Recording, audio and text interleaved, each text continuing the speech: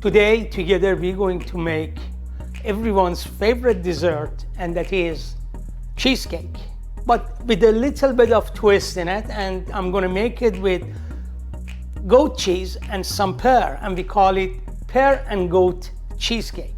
The ingredients we're going to use in this dessert are going to be sour cream, cream cheese, sugar, pear, goat cheese, butter, eggs, and some vanilla cookies. For a start, what we're going to do is we're gonna crush all the cookies. What we do, we put it in a food processor. We add some sugar, 3 tablespoons of sugar.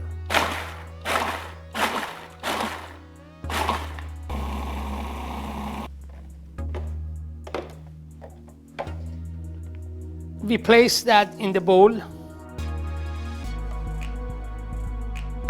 We slice our pear to very skinny slices. It's the time for our cheesecake mixed, and that is goat cheese. Cut the whole thing, we put it in the mixer. That's around 5 ounces. We're going to use about 5 ounces of cream, 1.5 tablespoons of sour cream, 3 tablespoons of sugar. We start mixing everything. We crack our eggs in there.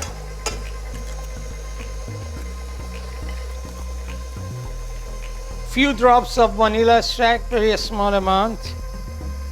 And we mix until we get very nice and soft mixture.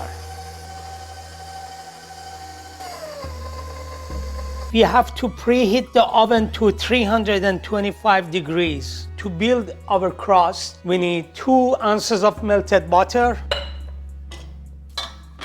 We have our baking tray, as you see.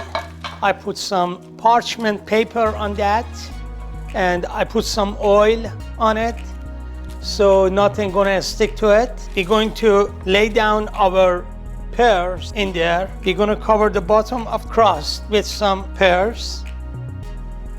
Cover with pear as much as you can. What we do, we need a little bit of butter to put in our vanilla cookie. Mix the butter with the cookies. Put some of that on top of the pear we have got. You should cover the base of your cheesecake by compacting the actual cookies. Now, time to place the mixture on top of the cookies. We pour all the mixture on top of the crushed cookies. Even the whole thing by shaking your cheesecake. Now we're gonna place it in the oven for about half an hour.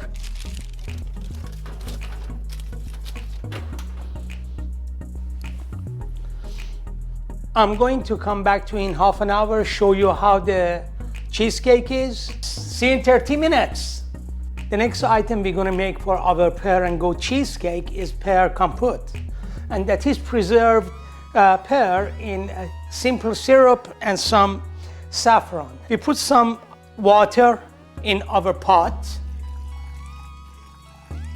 3 or 4 tablespoons of sugar, and very small amount of salt, just like a pinch. We bring that to boil.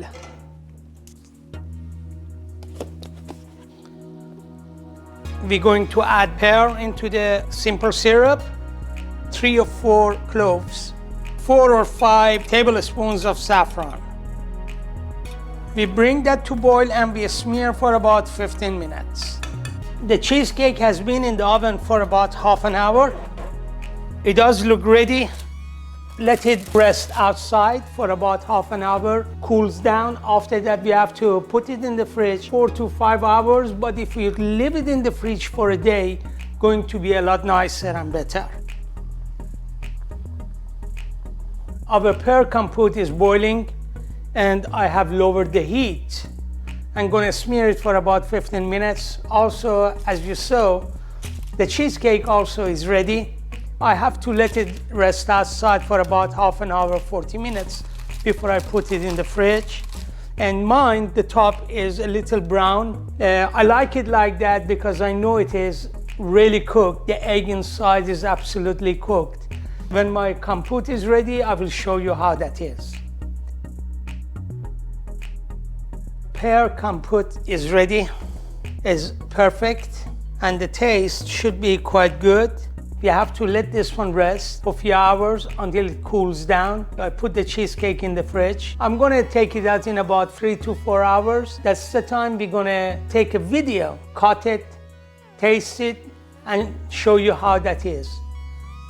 Finally, our cheesecake is ready. Now is the time to cut it. It does look good, and I'm gonna cut and try some of that in a second, see how it is. For garnish and decoration, I use a little bit of balsamic glaze or reduced balsamic.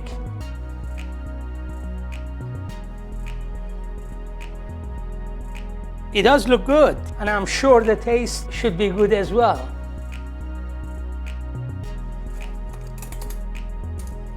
I love to taste that. See how it is. It's beautiful. You can taste the tanginess of balsamic as well as the sour cream. It's perfect. I just wanted to thank you for watching this video. I hope you enjoyed it.